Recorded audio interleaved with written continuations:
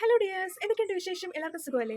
എല്ലാവർക്കും സുഖമാണെന്ന് വിചാരിക്കുന്നു. അപ്പം നമ്മുടെ ഇന്നത്തെ വീഡിയോ എന്ന് പറഞ്ഞേക്കുന്നത് നമ്മൾ പ്രകൃതിയിലേക്ക് മാത്രം നോക്കി, നേച്ചറിലേക്ക് മാത്രം നോക്കി, അതിൽ ഇൻസ്പിറേഷൻ കൊണ്ട് പ്രചോദനം ഉൾക്കൊണ്ട് ചെയ്തിട്ടുള്ള ഒരു അടിപൊളി ക്രിയേഷൻ്റെ ട്യൂട്ടോറിയൽ ഒരു മേക്കിംഗ് വീഡിയോ ആണ് നമ്മൾ ചെയ്യുന്നത്. എന്താണെന്നല്ലേ? അപ്പോൾ നമുക്ക് വേഗം നമുക്ക് വീഡിയോയിലേക്ക് പോകാം. അതിന് മുമ്പ് ചാനൽ ആദ്യമായിട്ട് കാണുന്നവരാണെങ്കിൽ ജസ്റ്റ് ഒന്ന് സബ്സ്ക്രൈബ് ചെയ്യുക, ലൈക്ക് ചെയ്യാനും ഷെയർ ചെയ്യാനും കമൻറ്റ് ചെയ്യാനും മറക്കരുത്.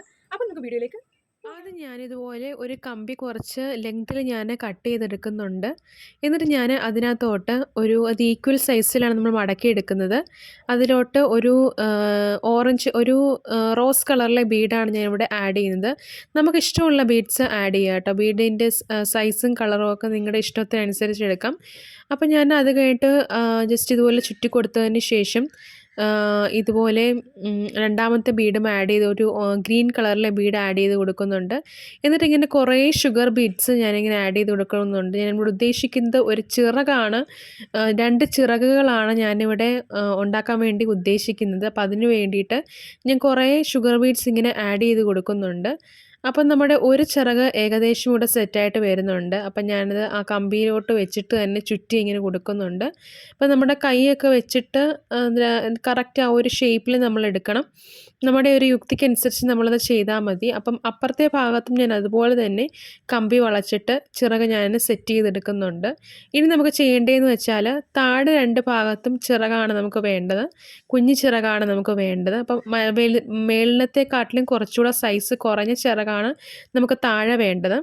അപ്പോൾ നിങ്ങൾക്ക് ഏകദേശം കാര്യം പിടികിട്ടി കാണുമായിരിക്കും ഞാൻ എന്താണ് ഇവിടെ ചെയ്യാൻ വേണ്ടി ഉദ്ദേശിക്കുന്നതെന്ന്. അപ്പോൾ നമ്മൾ ഇതുപോലെ താഴെയും 2 ചിറകും നമ്മൾ സെറ്റ് ചെയ്ത് കൊടുക്കുന്നുണ്ട്. പിന്നെ ബാക്കി വരുന്ന കമ്പി ഞാൻ മുറിച്ച് കളഞ്ഞിട്ട് കുറച്ച് ബീഡ്സ് കൂടെ ഞാൻ ഒരു 2-3 ബീഡ്സ് കൂടെ ആഡ് ചെയ്ത് കൊടുത്തിട്ട് ജസ്റ്റ് ഇതുപോലെ ചുറ്റി കൊടുക്കുന്നുണ്ട്. ഇനി നമുക്ക് വേണ്ടത് മുകളിൽ 2 കൊമ്പാണ് വേണ്ടത്. നമ്മൾ ബട്ടർഫ്ലൈ ആണ് ഉണ്ടാക്കുന്നത്. അപ്പം ബട്ടർഫ്ലൈയുടെ മണ്ടയ്ക്ക് ഒരു കൊമ്പ് പോലത്തെ ഒരു സാമാനം ഉണ്ടല്ലോ. അപ്പോൾ ആ ഒരു കൊമ്പാണ് നമുക്ക് ചെയ്യേണ്ടത്.